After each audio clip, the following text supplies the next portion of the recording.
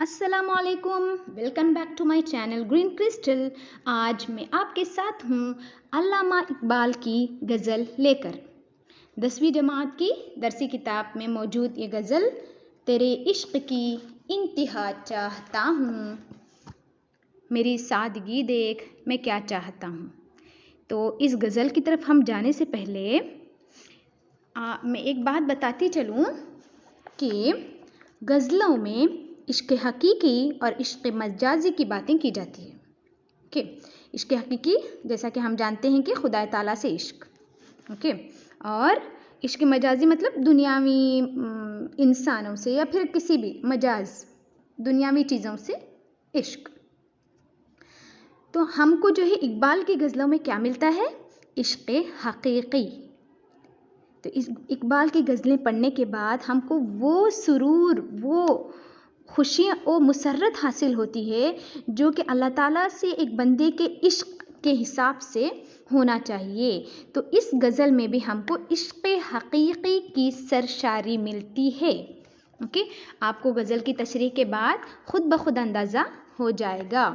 तो आशिक यानी बंदे का अपने माशूक या महबूब यानी खुदा से मुकालमा इस गज़ल की जान है, मतलब इस गज़ल की असल पहचान है। तो आइए चलें तख्लीक कार इस गज़ल के यानी कि शेख मोहम्मद इकबाल, उनका तारुफ करवाएं। ओके, तो सबसे पहले आपका नाम क्या था? शेख मोहम्मद इकबाल। तखल्लुस इकबाल। पैदाइश 1877। बमुकाम सियालकोट में आप पैदा हुए। ओके, वफ़ात 1938 1938 बमुकाम लाहौर।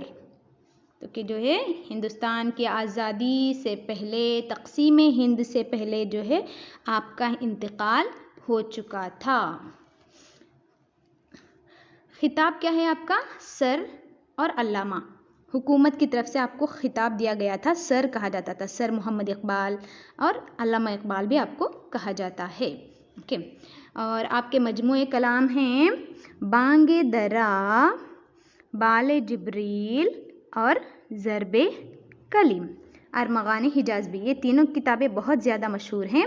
बांगे दरा, बाले जिब्रील, ज़रबे कलीम, अरमगान हिजाज। तो हो सके तो इकबाल का कलाम पढ़ने की कोशिश कीजिए, आपको खुद ब खुद अंदाज़ा हो जाएगा कि आपकी गज़लों में कैसी बातें होती हैं, कितनी हिकमत पोशीदा होती है। तो आपके जो है तारुफ के हिसाब से अहम निकात क्या हैं कि आपकी इब्तिदाई तालीम घर पे हुई, आला तालीम के लिए आप लंदन चले गए और लंदन के बाद आपने जर्मनी का भी सफ़र किया। आपने बैरिस्ट्री और डॉक्टरेट की डिग्रियां हासिल की, यानी वकील भी थे और उन्होंने फ़लसफ़े में जो है PhD भी की है। ओके, तो लाहौर में आप अंग्रेज़ी और फ़लसफ़े के प्रोफ़ेसर रहे, इंग्लिश और फ़िलासफ़ी के प्रोफ़ेसर थे और शायर उर्दू के थे, और बाई पेशा क्या था इनका? वकील थे। तो बाद में उसके बाद जो है मतलब पहले प्रोफ़ेसर रहे, बाद में आपने वकालत भी की है। आपने अपने कलाम के ज़रिए मुसलमानों में एक नई रूह फूंकी है। फ़लसफ़े खुदी इकबाल के कलाम का अहम जुज़ है।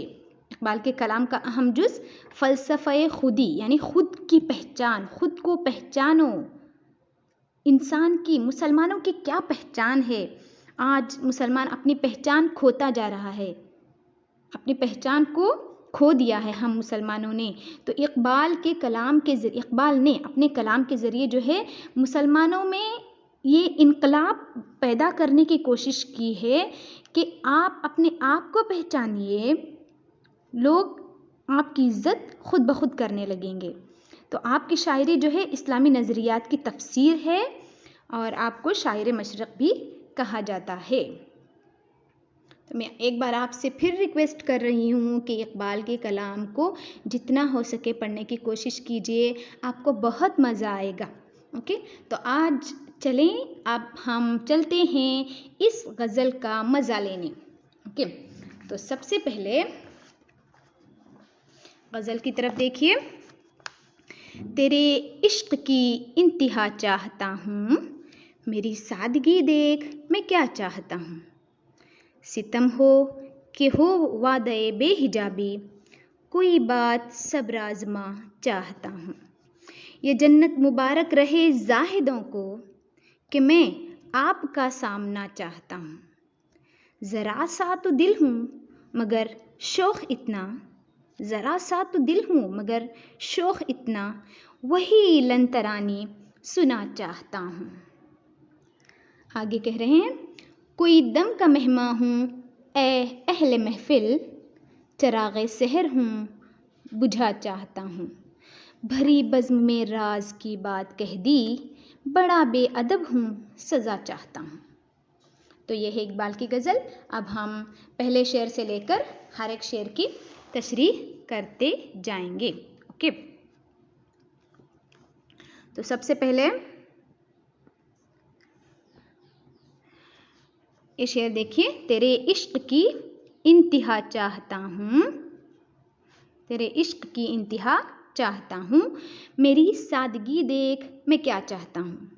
तो ये मतला है। मतला में इकबाल कह रहे हैं कि ए महबूब यानी ए खुदा, मैं तेरे इश्क में इस हद तक डूब जाना चाहता हूँ कि मैं तेरे इश्क की इंतहा यानी आखिरी हद तक जा सकूँ। चूँकि कहा जाता है कि इश्क की इंतहा नहीं होती, इसलिए दूसरे मिसरे में बड़ी सादगी से कह रहे हैं कि मेरी सादगी तो देखो, मेरी सादगी तो देखिए कि मैं क्या चाहने लगा हूँ। तो कहते हैं कि इस शेर से मुताल्लिक़ एक बात मशहूर है कि इकबाल से किसी ने पूछा कि इश्क की इंतहा क्या होती है। जवाबन इकबाल ने कहा कि इश्क की कोई इंतहा नहीं होती, इश्क की इंतहा नहीं होती। इकबाल ने जवाबन ऐसे कह दिया। तो उस शख्स ने कहा कि साहब, आपने तो खुद ही अपनी शायरी में फरमाया है कि तेरी इश्क की इंतहा चाहता हूँ।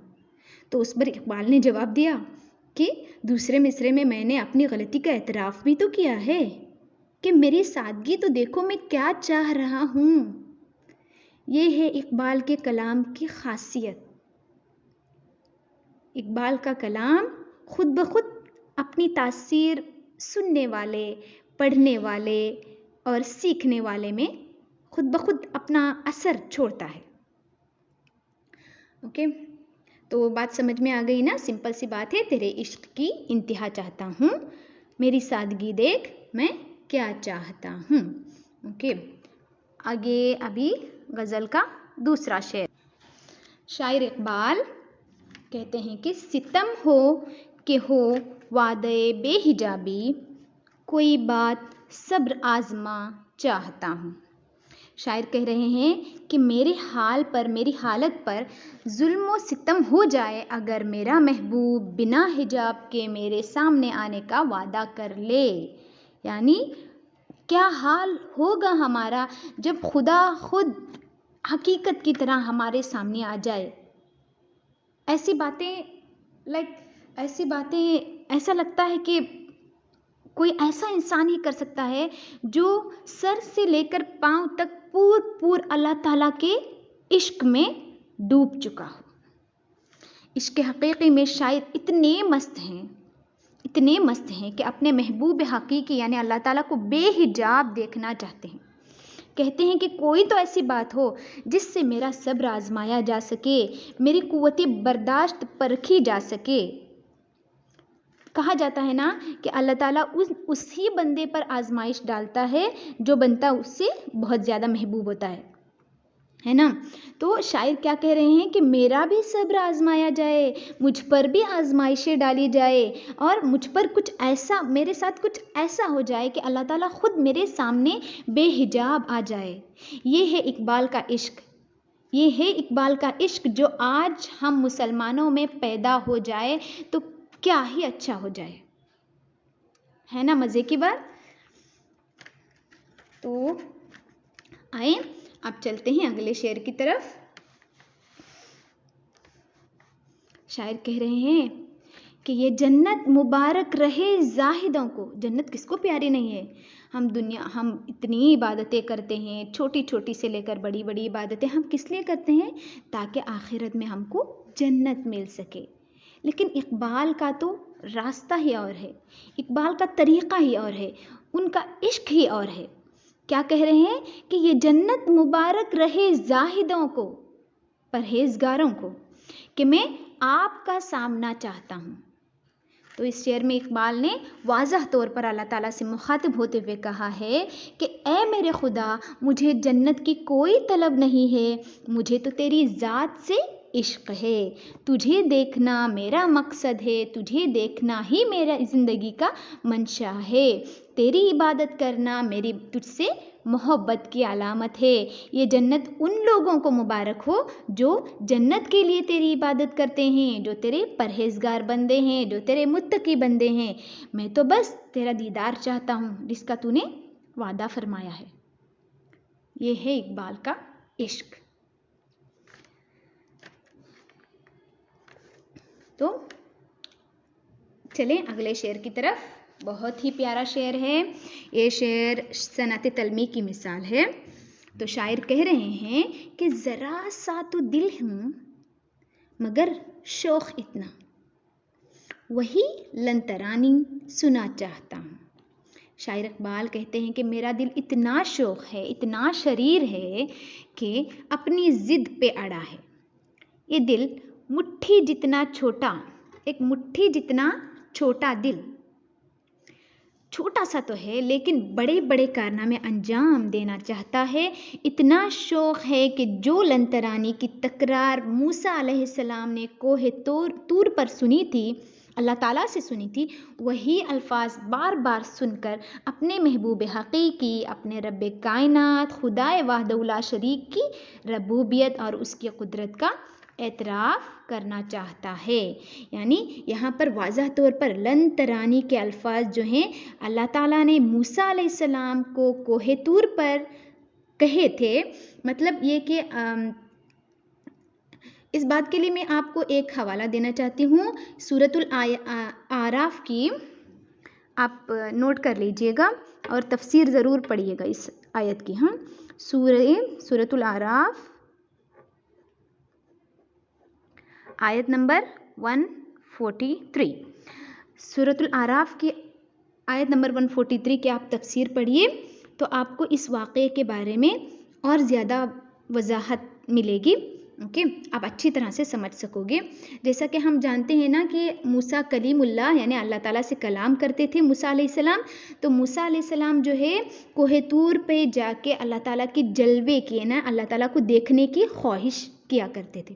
तो अल्लाह ताला फरमाता था कि लन तरानी, तुम मुझे नहीं देख सकोगे। अल्लाह ताला फरमाता था कि लन तरानी, तू मुझे नहीं देख सकता। ए मूसा, तू मुझे नहीं देख सकता। और अंजाम हम सब जानते हैं कि अल्लाह ताला ने बस एक सुई की नोक जितनी तजल्ली, बस इतनी छोटी सी सुई की नोक जितनी तजल्ली अल्लाह ताला ने झलक दिखाई, तजल्ली दिखाई, और मूसा अलैहिस्सलाम तो गश खा के गिर ही गए और बेचारा पहाड़ भी क्या हो गया? सुरमा हो गया, है ना, जल के सुरमा हो गया है। पहाड़ भी अल्लाह ताला की तजल्ली बर्दाश्त नहीं कर सका। बेचारे पहाड़ ने कहा कि आशिक और माशूक, तुम दोनों की दास्तान में मुझ पर क्यों जुल्म तोड़ दिया? तो अल्लाह ताला ने उस पहाड़ के लिए ये इज़्ज़त बख्शी कि उस पहाड़ की जो मिट्टी अल्लाह ताला की तजल्ली पड़ने से जल के राख हो गई थी, उस राख का जो है सुरमा बनाया जाता है। तो इस वाक़े की जानिब यहाँ पर इशारा है। और साथ ही साथ इकबाल ख़ुद भी अल्लाह ताला के दीदार के इतने शौकीन हैं कि मूसा अलैहिस्सलाम का वास्ता देकर अल्लाह ताला से दीदार की ख्वाहिश कर रहे हैं। ये है इकबाल का इश्क। आपको हर एक शेर के बाद खुद ब खुद अंदाज़ा हो रहा होगा कि इकबाल का इश्क कितना ज़्यादा अल्लाह ताला से गहरा था, है ना। तो आप चलें अगले शेर की जानिब। ये शेर जो है देखते हैं शायर क्या कह रहे हैं। कोई दम का मेहमान हूँ ए अहले महफिल, कोई दम का मेहमान हूँ, ए अहले महफिल, चरागे सहर हूँ, बुझा चाहता हूँ। इस शेर में जो है दम का मेहमान से मुराद पल भर का मेहमान यानी इंसान, फ़ानी इंसान, और अहले महफिल से मुराद है दुनिया वाले। ओके, दम का मेहमान मतलब पल भर का मेहमान यानी इंसान की ज़िंदगी पल भर की है। अहले महफिल कौन है? दुनिया वाले। ओके, और एक चीज़ और यहाँ पर है कि चराग़ सहर, ये चराग़ सहर जो लफ्ज़ है ना, इससे मुराद जो है मतलब नॉर्मली जो कहा जाता है कि सुबह का चिराग, ऐसा चिराग जो किसी भी वक्त बुझ जाए, सुबह के आखिरी लम्हात में चिराग बुझ जाता है ना, तो उस तरह से इसके हकीकी मानी है। लेकिन यहाँ पर शायर ने ज़िंदगी के आखिरी लम्हात से जो है इसको मुराद लिया है। तो देखिए यहाँ पर पेज नंबर 122 आपके अपनी बुक। ओके, तो यहाँ पर जो है चराग़ सहर से मुराद चराग़ सहर नहीं बल्कि ज़िंदगी के आखिरी लम्हात हैं। तो ऐसा शेर जिसमें लफ्ज़ को हकीकी मानी के बजाय मजाजी मानी के से मुराद लिए जाएं, तो इसको क्या कहते हैं? इस्तिआरा कहते हैं। तो इस्तिआरा का मतलब क्या है? कि उधार लेना। ओके, चराग़ सहर के लफ्ज़ को जो है उधार के तौर पर लाया गया है, किस मानी के लिए? ज़िंदगी के आखिरी लम्हात, इन मानी के इस्तेमाल के लिए। ओके, हालांकि उसके हकीकी मानी कुछ और हैं। ओके, तो शायर क्या कह रहे हैं कि ऐ दुनिया वालों, मेरी ज़िंदगी हो या तुम्हारी ज़िंदगी हो, पल भर की मेहमान है। यानी हम इंसान हमेशा तो नहीं रहेंगे, हम सब फ़ानी हैं। हम सब क्या हैं?